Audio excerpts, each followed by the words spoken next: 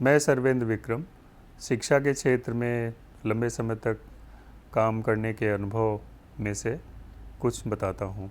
बचपन में, स्कूल के दिनों में, कॉलेज में हमारे आसपास कोई बड़ा भाई बहन, परिवार का कोई बड़ा बुज़ुर्ग सदस्य, दोस्त या शिक्षक बहुत कठिन समय में या बहुत घबराहट के समय में, जब बहुत डर लगता हो असफलता का, फेल होने का या ना कर पाने का, तो वो कहते रहते थे कि चिंता मत करो, सब ठीक हो जाएगा, तुम कर लोगे। और तब अंदर से आता था कि ठीक है, जब मैं परीक्षा देने जाऊंगा, हॉल में बैठकर जब कॉपी और पेपर मिलेगा और जब कलम खोलूँगा तो सब मुझे याद आ जाएगा और मैं सब लिख डालूँगा, मैं कर लूँगा। तो इससे बड़ा ढाढ़स बनता था और बहुत हिम्मत मिलती थी। दुर्भाग्य से ऐसे अवसर जब एंग्जाइटी, परीक्षा में असफलता का डर, प्रतियोगिता में असफल होने का डर बढ़ा है, तो ऐसे लोग बहुत विरल हो गए हैं, चाहे वो परिवार हो, हमारे आसपास या हमारे शिक्षक हो। एक मनोविज्ञानी हैं कैरोल ड्वेक, उन्होंने 2 तरह के माइंडसेट बताए हैं, फिक्स्ड माइंडसेट, ग्रोथ माइंडसेट।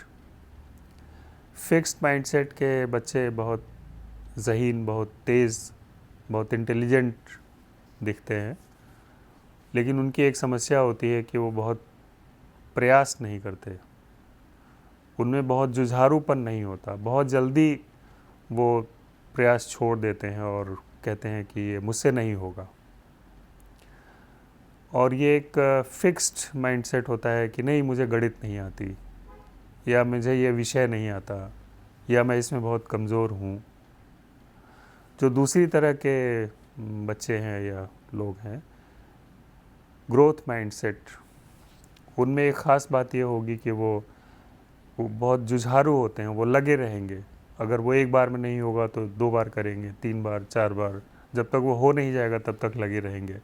तो मोटा मोटी ये है कि वो जब तक उसको हल नहीं कर लेंगे, जब तक उसका समाधान नहीं कर लेंगे, जब तक उसमें सफल नहीं हो जाएंगे, तब तक वो प्रयास करते रहते हैं। ये देखा गया है कि जो दूसरी कैटेगरी के बच्चे हैं, उनका प्रदर्शन, उनका परिणाम फिक्स्ड माइंडसेट वाले बच्चों की तुलना में काफ़ी अच्छा होता है। इससे मुझे जो बात समझ में आती है, मुझे जो सीख मिलती है, वो ये है कि कक्षा में अगर हम बच्चों को इस बात के लिए प्रोत्साहित करते रहें कि तुम कर लोगे, सब ठीक हो जाएगा, तो वो उसमें लगे रहते हैं, वो उससे जूझते हैं और उससे फिर वो निकल आते हैं, उसका समाधान निकाल लेते हैं और जीवन में उनका प्रदर्शन भी कुल मिलाकर अच्छा रहता है। मैं समझता हूँ एक शिक्षक के रूप में हमें इस बात के लिए प्रोत्साहित करने से पहले हमारे मन में ये विश्वास होना चाहिए कि हाँ, ये बच्चे कर लेंगे। अगर इनको उचित वातावरण, उचित प्रोत्साहन मिलेगा तो ये सफल हो जाएंगे।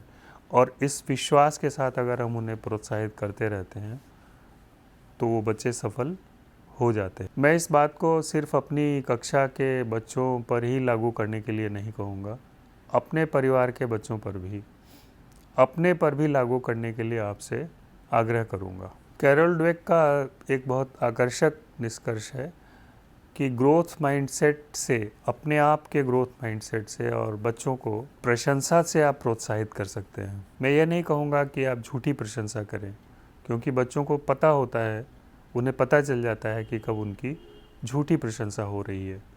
तो सचमुच जहाँ वो प्रशंसा के लायक हैं, तो हो सके तो सबके सामने उसकी प्रशंसा करिए।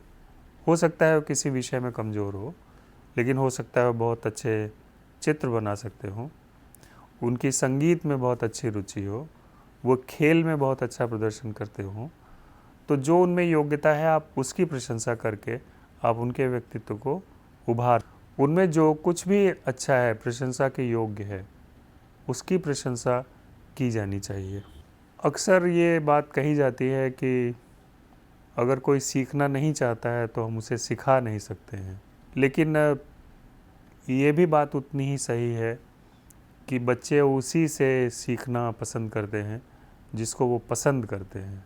आपने अक्सर देखा होगा अपने जीवन के बारे में, आप अगर पिछला जीवन देखें तो आपको एक किसी प्रिय विषय की याद होगी या किसी प्रिय विषय के बारे में अगर सोचिए तो आपको अपने उस विषय के शिक्षक की ज़रूर याद आएगी, क्योंकि हम उस शिक्षक को बहुत पसंद करते थे या शिक्षिका को बहुत पसंद करते थे, इसलिए हम उस विषय में बहुत अच्छे हुए, हमें वो विषय अच्छा लगने लगा। सफलता की सराहना सभी लोग करते हैं क्योंकि सफलता दिखाई देती है, प्रयास नहीं दिखाई देता।